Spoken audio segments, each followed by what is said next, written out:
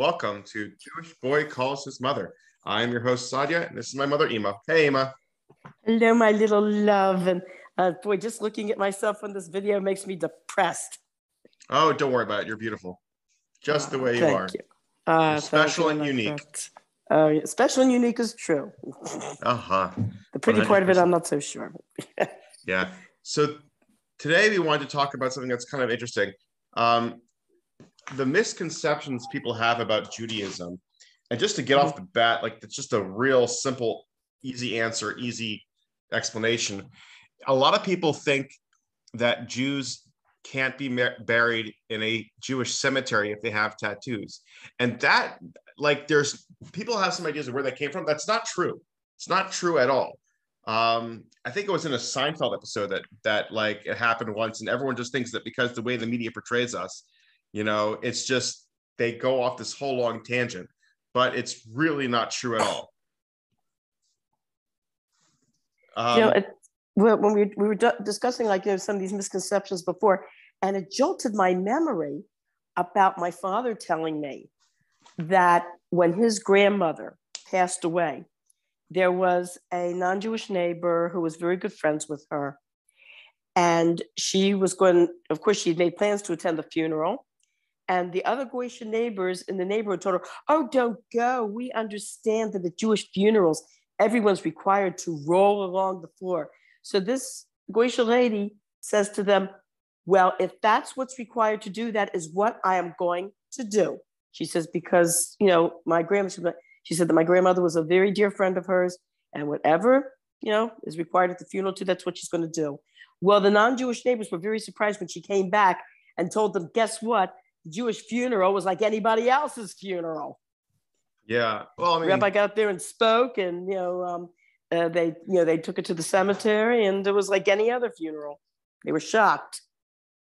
Another misconception would be the idea that like we can't touch non-kosher animals, which is just it's ludicrous. There's really no basis of what's going on. There's no real thought process. A lot of it just comes from just I don't think necessarily it's true, but I think a lot of times people don't really understand the culture and the laws, and people just kind of run amok. Similar to the idea that a lot of people have come up to me, a lot of non-Jews have come up to me and said that they thought Jews weren't allowed to drink alcohol. Yeah, I've come across that too by some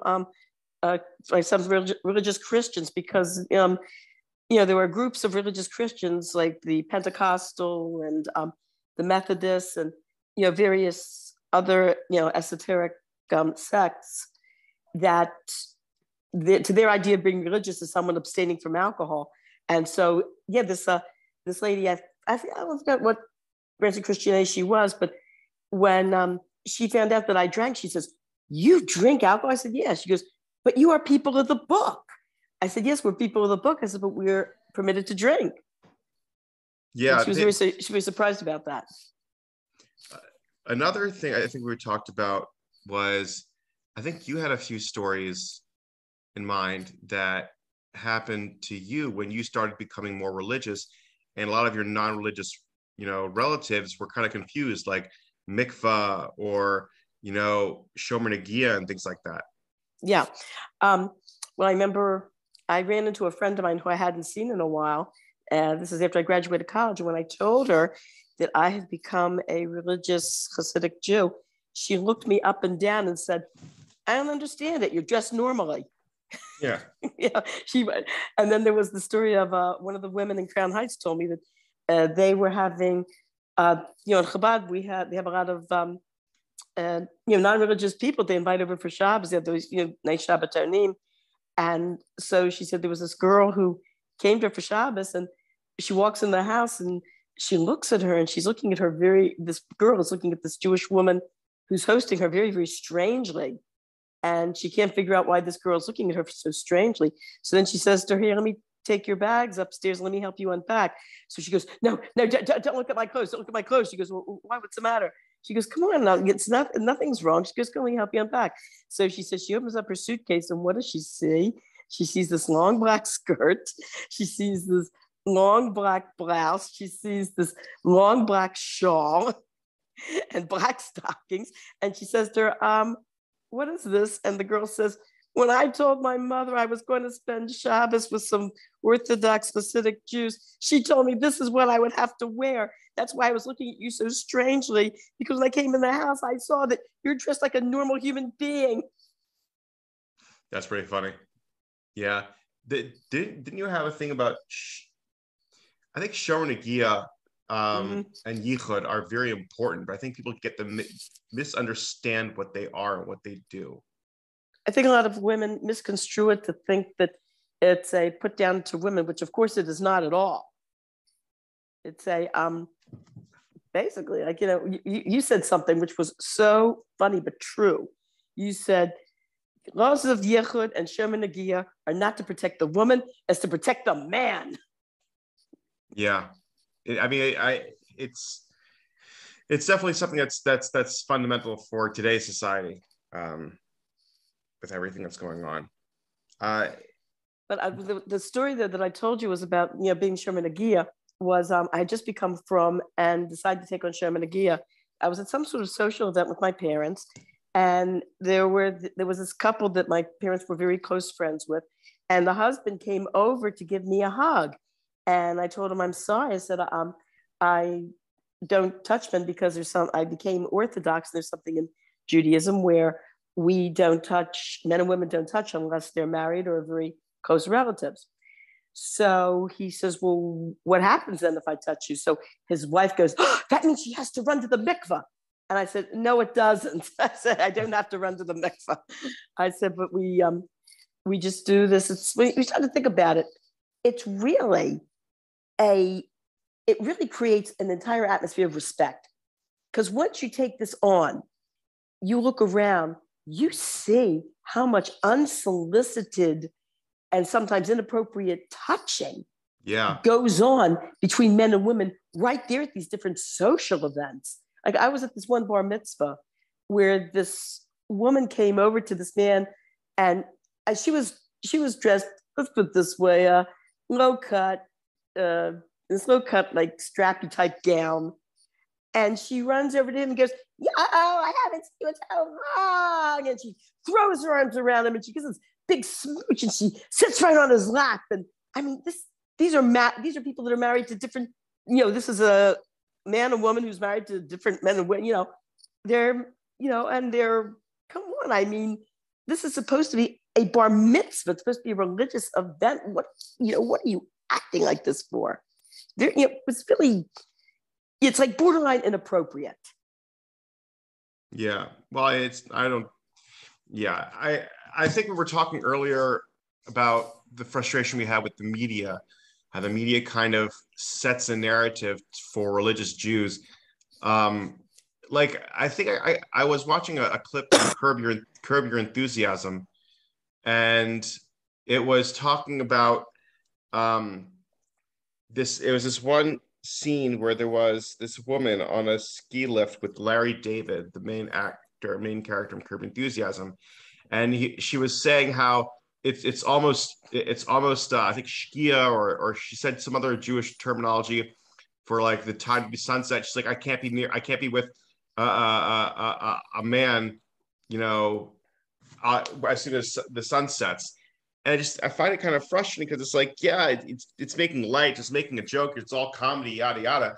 But people are going to watch this. People are going to assume that's what Judaism is. It's very frustrating, like watching, Seinfeld or maybe sometimes watching The New Girl or these other TV shows that do these things that like, it's trying to be funny, but people don't understand it. So they think that's really true. Oh, yeah. I think, I think all Jews, educated Jews and observant Jews have had that experience of seeing either a movie or a TV show that was supposed to be about, supposedly be about Jewish life. And you walk away from it saying, who the heck advised these writers? Where did they get their material? There was something also that you touched on before, the idea of mikveh. That was something that, Baruch Hashem, most women are becoming more educated about what that's all about. But years ago, like in my mother's generation, you had Orthodox rabbis that were marrying people and not even broaching the topic of Taras Mishpacha because they quote unquote thought it was inappropriate. And I remember when my sister was in her later teenage years, early 20s, and marriageable age, and I don't know where she heard about the idea of mikvah from. It could be she heard if friends were talking about it. Could be someone mentioned it to her, and she asked my mother, "What is the mikvah?" And my mother says, "Oh, these women bathe you and pray over you." So, of course, when my sister got married, she got married by a conservative rabbi. I mean, he was raised Orthodox as conservative rabbi, so he really should have educated her about what this was about. But a lot of people didn't do that then.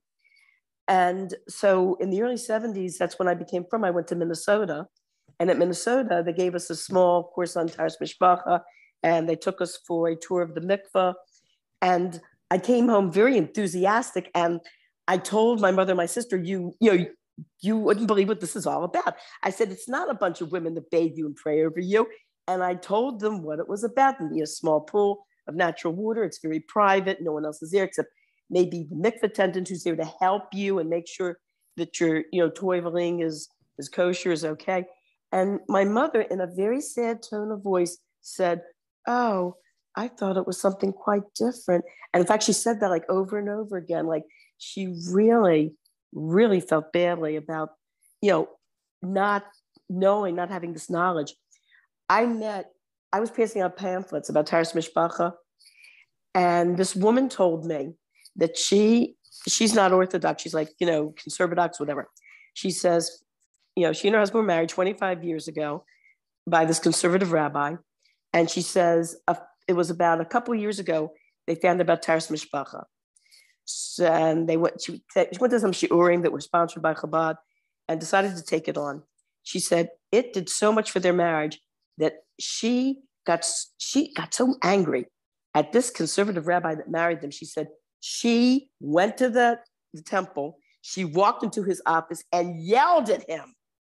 She said, "My husband and I have taken on Taras Mishpacha. I've been going to the mikveh now for a couple months." And she just yelled. She goes, "My husband and I could have been living like this for the past 25 years. You knew about this. Why didn't you tell me?" And the guy was just open mouthed. He didn't know how to answer her. Well, because I think a lot of Jews get embarrassed by Judaism. I think things like Taras Mishpacha especially can be very easily misconstrued the wrong way, and very easily can be taken the wrong way. Like it's got to be done very carefully. And conservative Judaism, at least from my perspective, has been this way of like, yes, but no. It's always been this like, yes, you're right. There is this one thing that Orthodox Jews have, but really we don't really do that because today we do blah, blah, blah, X, Y, and Z.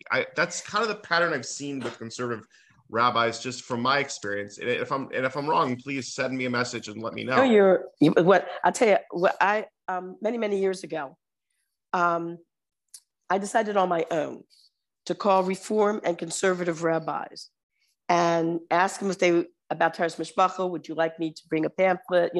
We have talks that that are available. We have tours of the mikveh. And, do you think your sisterhood might be interested?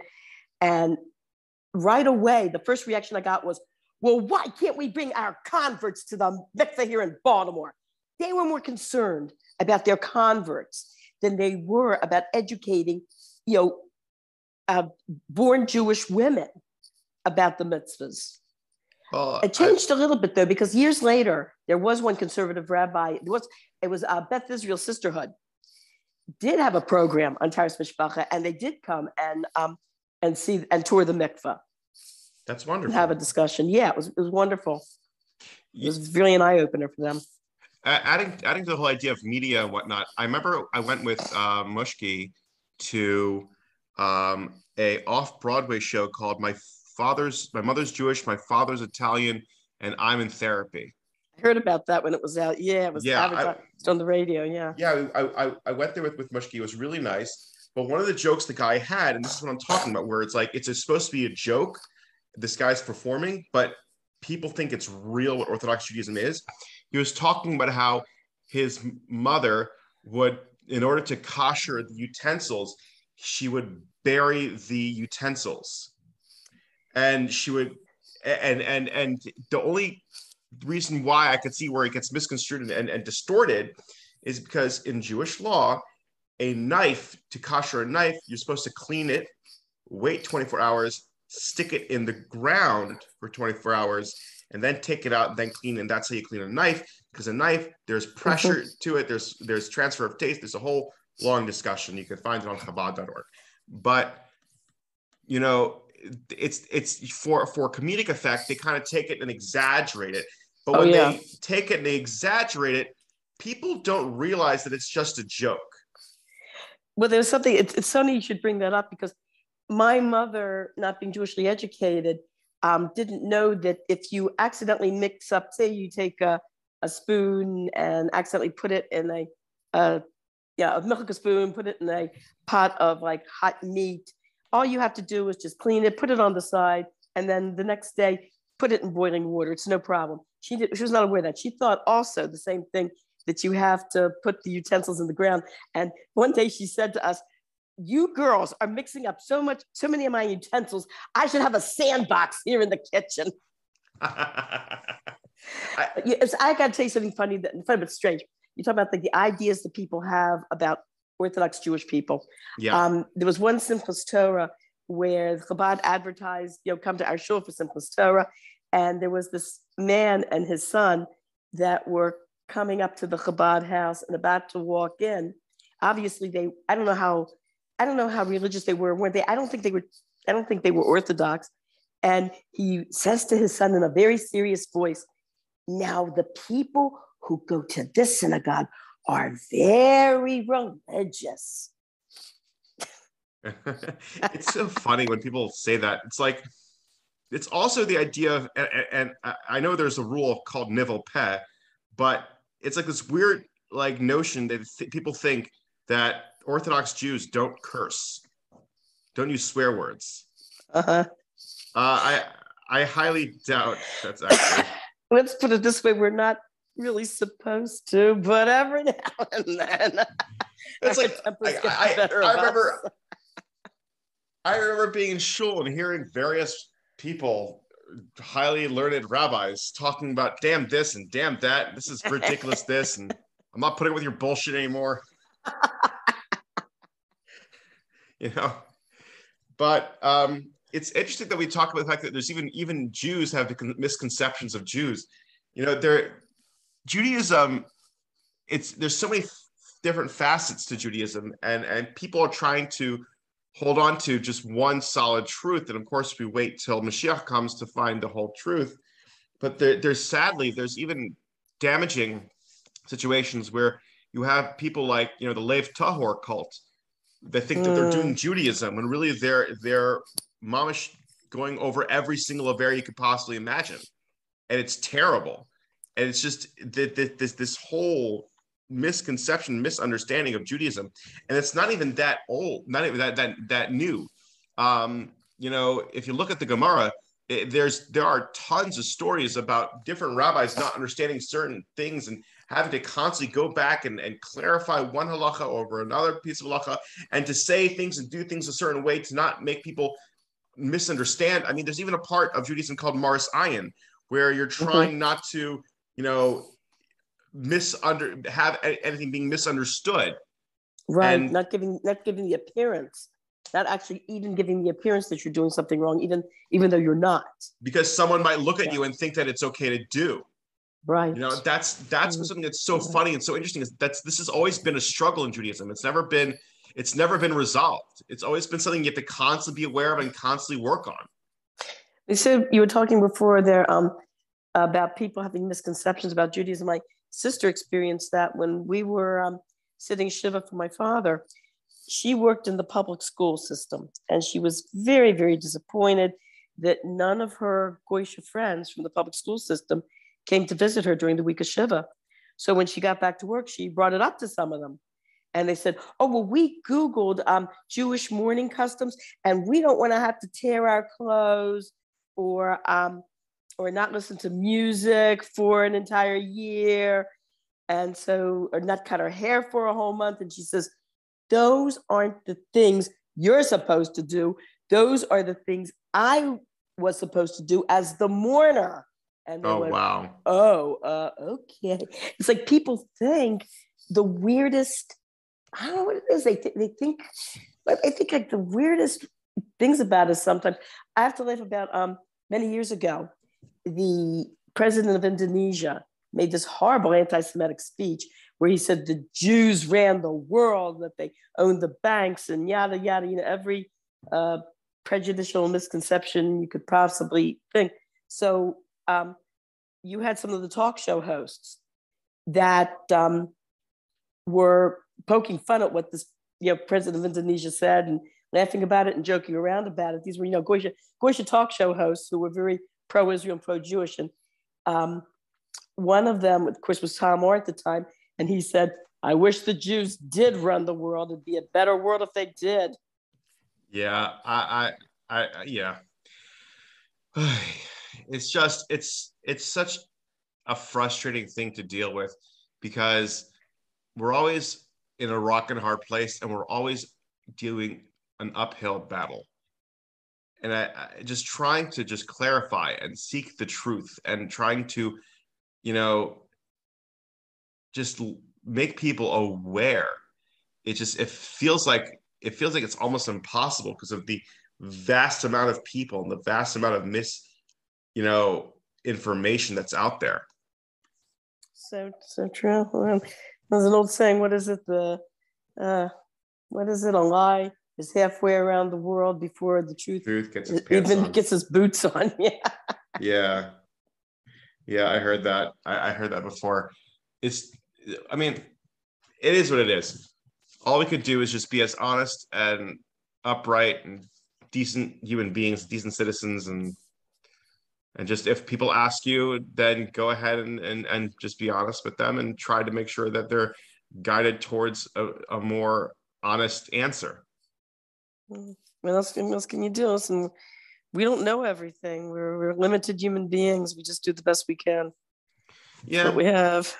And that's what I feel like when it comes to a lot of people, even that are just trying to understand something. They're definitely want to know the truth and they're seeking it. It's just that they get misinformed by all this junk that's out there.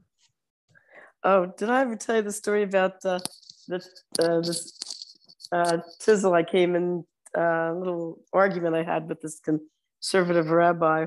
What happened was when I was first becoming religious, I wanted to study Judaism. I wanted to broaden my Jewish knowledge, and I didn't quite know where to begin. So at that time, one of the conservative temples in the area was having classes on Judaism, Hebrew, teaching Hebrew, Hasidic, what they called Hasidic philosophy, which was the conservative rabbi reading from this Martin Buber book of Jewish stories, whatever. So at the time, the Jews for Jay movement was starting to take quite a hold in Baltimore, sad to say. And I was starting to keep Shabbos. I was spending Shabbos by a family, and we were discussing it. In fact, the headquarters for the Jews for Jay was right there on Park Heights, right next to where the Aguda is today. Thank God it's not there anymore, but that's where it was. Wow. To give you an idea of what a foothold it had. So the man, the father of the family that I was spending Shabbos with, said that in his opinion, the reason that you had so many uneducated Jews that were attracted to this movement is because the conservative and reform movements had done away with so many rituals that these our young Jewish people at the time, we're talking about the 1970s, so we're talking about college-aged, students. He said that our young Jewish people are so spiritually starved that they're looking for something spiritual, and where do they go? They go to they don't know any better, and they go to a Jews for Jay movement because they find spirituality there.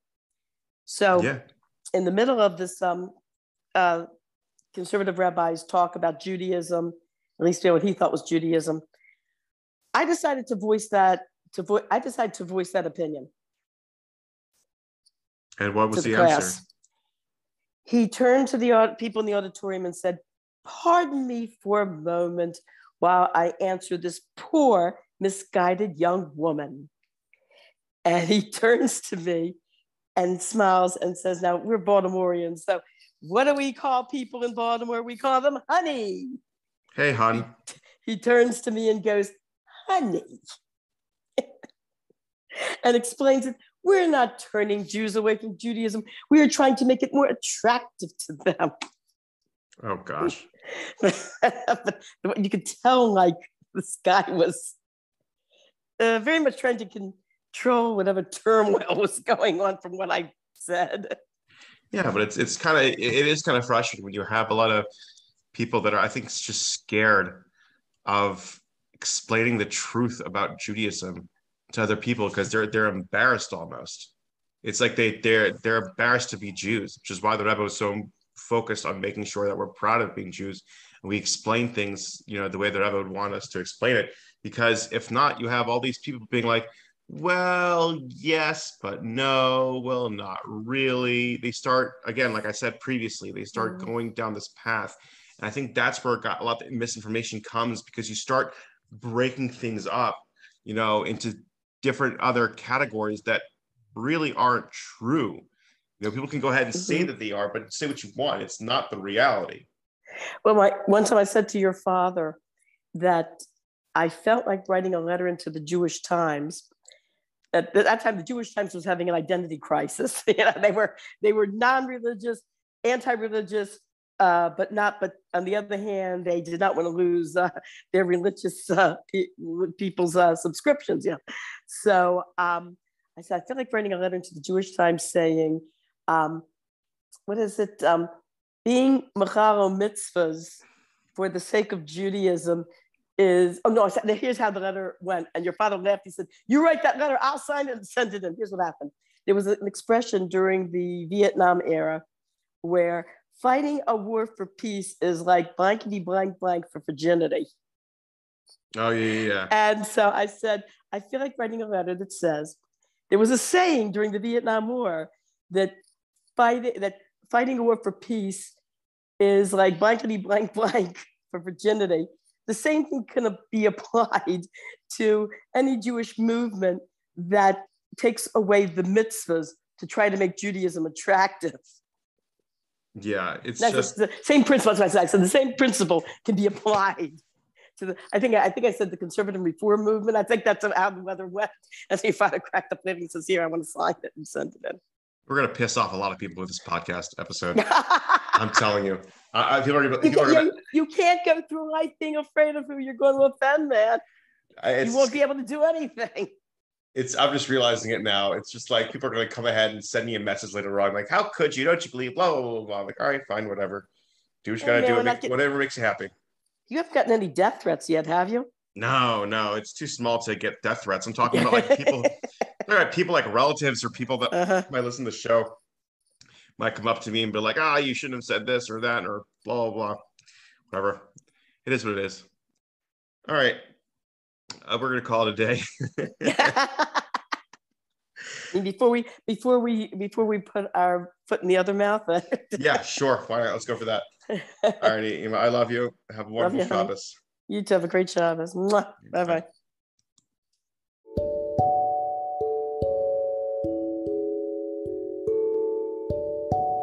Thank you for listening to this week's episode. You can find us on YouTube and Facebook at Jewish Boy Calls His Mother. I know you would like it, and my mother would too.